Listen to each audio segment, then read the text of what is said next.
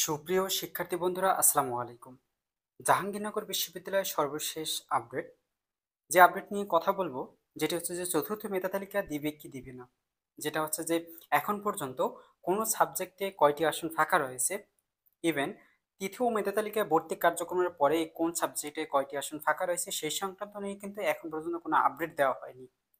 তো গত জুন মাসের 6 তারিখ 6 জুন মাসের 25 তারিখে কিন্তু ভর্তি কার্যক্রম সম্পন্ন করা হয়েছে যারা তৃতীয় মেধা তালিকায় গণবিজ্ঞপ্তির পরে যে কোনো একটি সাবজেক্ট পেয়েছে।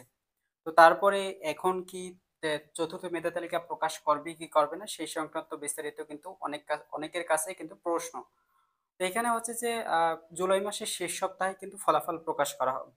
জুলাই মাসের শেষ সপ্তাহে কিন্তু ক্লাস সম্পূর্ণভাবে শুরু হবে। সেটা কিন্তু এখানে আপডেট দেওয়া হয়েছে, দেখো এই যে ক্লাস শুরু জুলাই মাসের শেষ সপ্তাহে।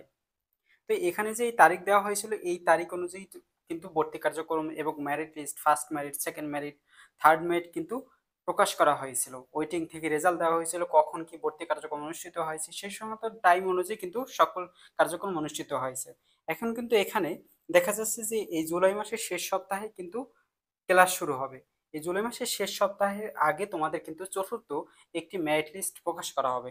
এখন পর্যন্ত কোনো নোটিশ দেওয়া হয়নি কেন, এটি কিন্তু অনেকেই জিজ্ঞেস করবে যে এখন পর্যন্ত কোনো সাবজেক্টে কয়টি আসন ফাঁকা রয়েছে, সেটি কিন্তু এখন পর্যন্ত দেয়নি। তো কিভাবে চতুর্থ মেরিট লিস্ট প্রকাশ করা হবে? তো তারাও ওয়েট করতেছে যে কত শিক্ষার্থী ভর্তি কার্যক্রম বা ভর্তি হয়েছিল বাতিল করার পরে কিন্তু শূন্য আসন প্রকাশ করা হবে। কারণ এখন কিন্তু রাজশাহী বিশ্ববিদ্যালয়ে কিন্তু মেরিট লিস্ট এখনো কিন্তু প্রকাশ করা হতেছে। দেন জগন্নাথ বিশ্ববিদ্যালয়, দেন অন্যান্য ভার্সিটি কিন্তু এখন মেরিট লিস্ট প্রকাশ করা হচ্ছে। তো এখানে জাহাঙ্গীরনগর বিশ্ববিদ্যালয় যদি যে কোন সাবজেক্ট পেয়েছে, খারাপ সাবজেক্ট পেয়ে কিন্তু রাজশাহী বিশ্ববিদ্যালয় ভালো একটি সাবজেক্ট পেয়েছে, সে কিন্তু ভর্তি বাতিল করে কিন্তু রাজশাহী বিশ্ববিদ্যালয়ে চলে যাবে। এক্ষেত্রে কিন্তু শূন্য আসন ফাঁকা থাকবে, সেই ক্ষেত্রে কিন্তু সকল বিবেচনা করে কিন্তু একটু প্রকাশ করবে নোটিশ। সেই নোটিশের প্রকাশের ভিত্তিতে কিন্তু পরবর্তীতে চতুর্থ মেধা তালিকা প্রকাশ করা হবে, যার ভিত্তিতে চতুর্থ মেধা তালিকা থেকে ওয়েটিং থেকে আবার কিন্তু ডাকা হবে কে কোন সাবজেক্ট পাবে এবং ভর্তি কার্যক্রম কবে অনুষ্ঠিত হবে। চতুর্থ মেধা তালিকা সম্পন্ন করার পরে কিন্তু সর্বশেষ জুলাই মাসের চতুর্থ সপ্তাহে কিন্তু চূড়ান্তভাবে ক্লাস শুরু হবে এটা নিয়ে। আর কোটায় যারা রয়েছে, কোটায় যে সকল শিক্ষার্থীরা রয়েছে তাদের ক্ষেত্রে বলবো যে তাদের ক্ষেত্রে প্রথমত মার্চ মাসের 17 তারিখে কিন্তু একটি নোটিশ দেওয়া হয়েছিল যে কোটায় যারা ভর্তি হবে তাদের ক্ষেত্রে পরবর্তীতে নোটিশ দেওয়া হবে। সেই ক্ষেত্রে কিন্তু পরবর্তী এখন পর্যন্ত কিন্তু কোনো কোটা নিয়ে কোনো আপডেট দেওয়া হয়নি বা নোটিশ দেওয়া হয়নি।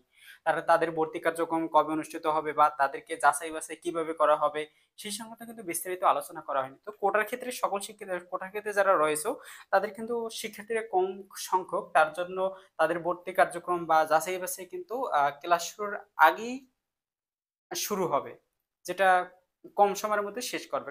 যার কারণে এখন ওইটি আপডেট দিতেছে না, অবশ্যই তোমাদের আপডেট দিবে যে কোটার ভর্তি কার্যক্রম কবে অনুষ্ঠিত হবে, তাদের যাচাই বাছাই কবে অনুষ্ঠিত হবে সেই সংক্রান্ত বিস্তারিত কিন্তু আলোচনা করা হবে বা নোটিশ দেওয়া হবে, বিজ্ঞপ্তি দেওয়া হবে অবশ্যই, যে কোটায় ভর্তি কার্যক্রম না নিয়ে কিভাবে ক্লাস শুরু হবে। অবশ্যই ক্লাস শুরু হবে, আর কোটার ভর্তি কার্যক্রম অনুষ্ঠিত হবে তাদেরও যাচাই বাছাই করা হবে।